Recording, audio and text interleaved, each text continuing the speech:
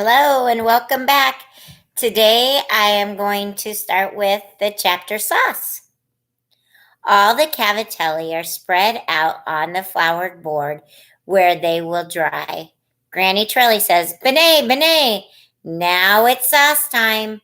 And she has her nose in the refrigerator and is pulling out spare ribs and ground beef and eggs and garlic and onion and tomatoes.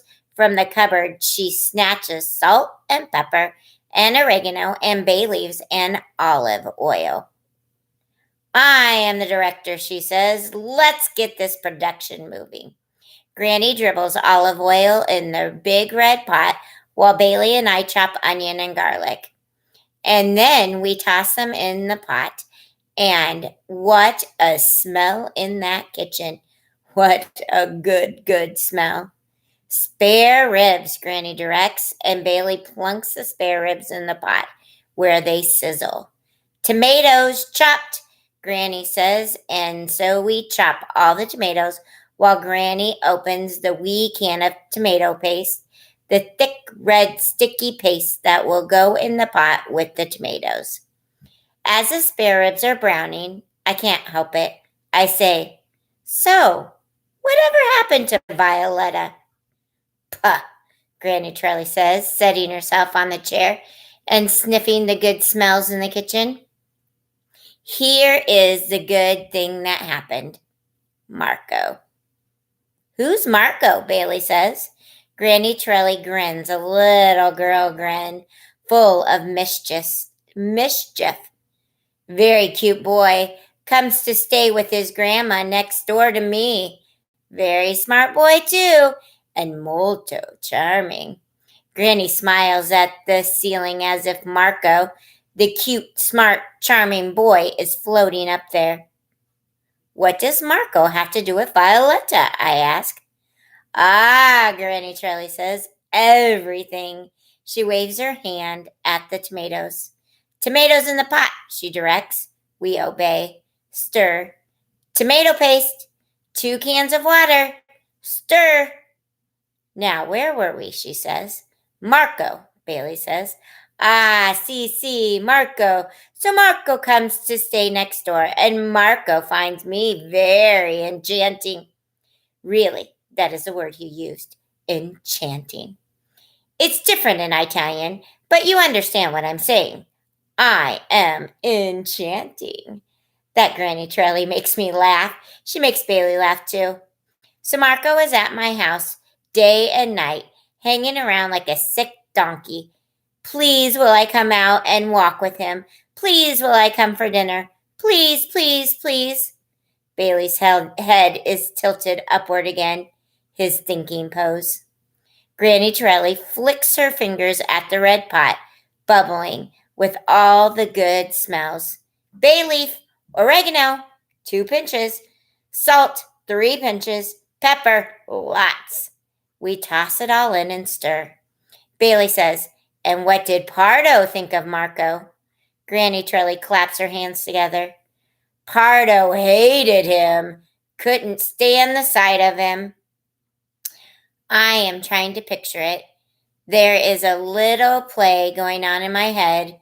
There is Pardo swooning over Violetta, and Granny Trelli, monster cutting Violetta's hair, and Violetta ending up looking like a movie star, and then Marco moving in and swooning over my Granny Trelli, and Pardo hating Marco.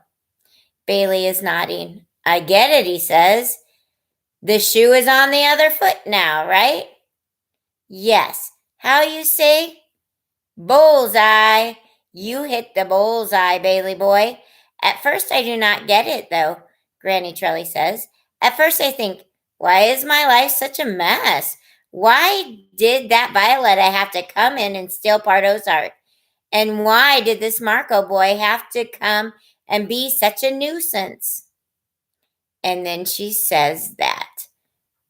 And I am thinking, why did that Janine girl have to come? Why?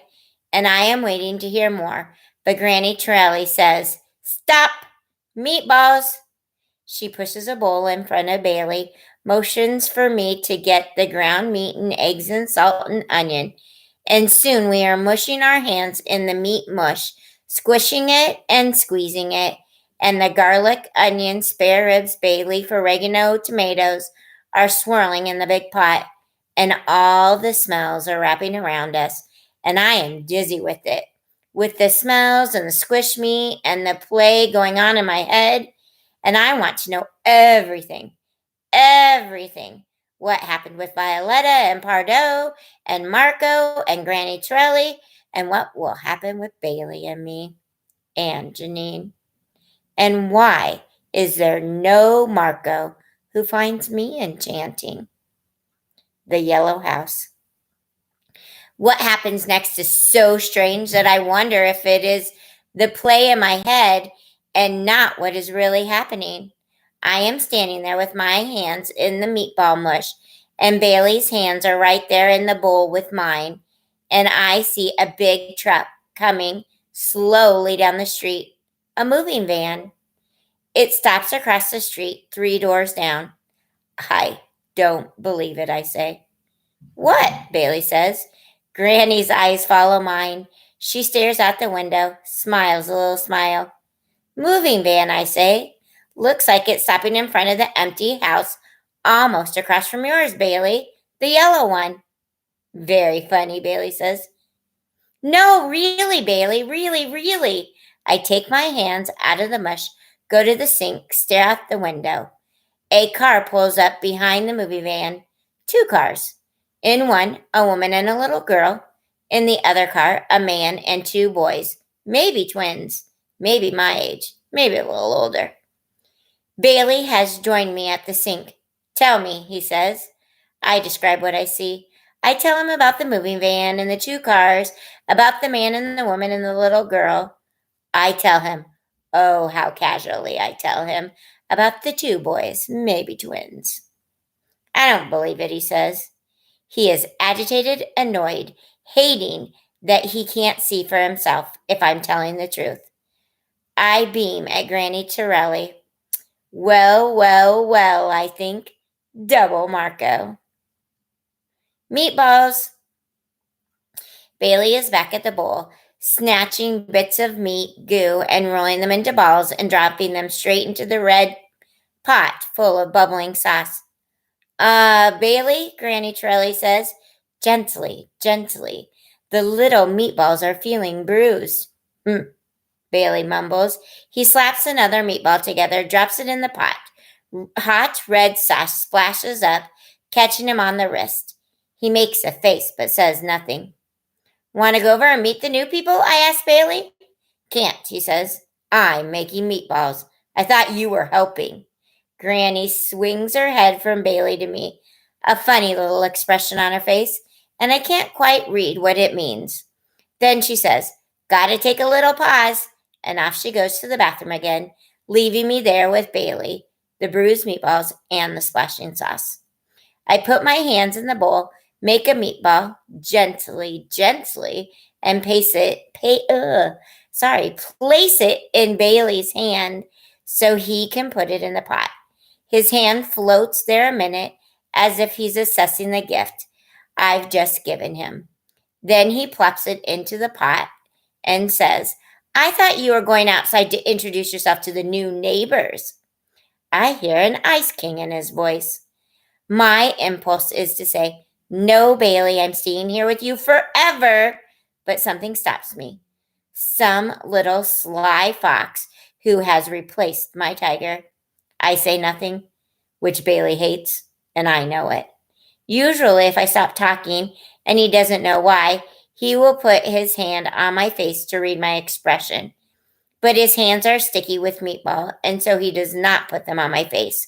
I know it is mean of me to be quiet right now, but the sly fox has taken over, and I am no longer in control of my rosy self. Bailey reaches for the bowl, finds my hands in it, rests his hands on mine for the quickest second, then pushes my hands to one side and grabs some meatball mush. I glance out the window.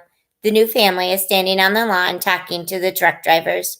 One of the maybe twin boys is dribbling a basketball. Huh, I say to the air.